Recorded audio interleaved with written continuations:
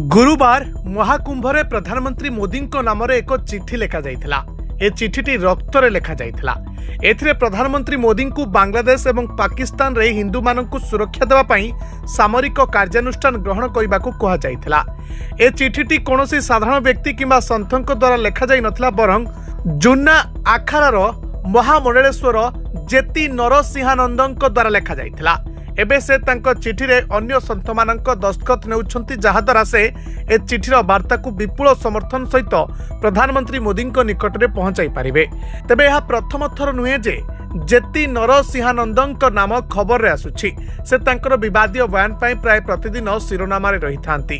ए महाकुंभ से हिंदू राष्ट्र दाबी करबा समय रे मुसलमान मानक विरुद्ध रे अनेक कथा कहिथिले।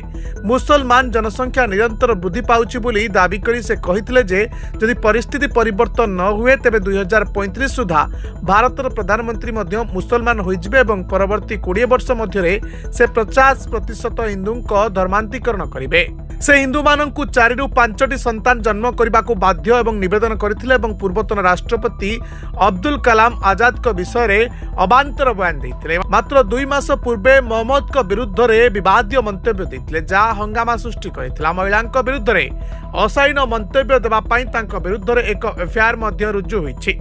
सामग्रिक भाबरे एते नरसिंहानंदଙ୍କର विवाद सहित दीर्घ समय धरी संपर्क रही, किंतु ए व्यक्ति जे लगातार एपरि बयान देउछंती से विदेश रे पाठ पढ़िछंती एवं काम करिछंती।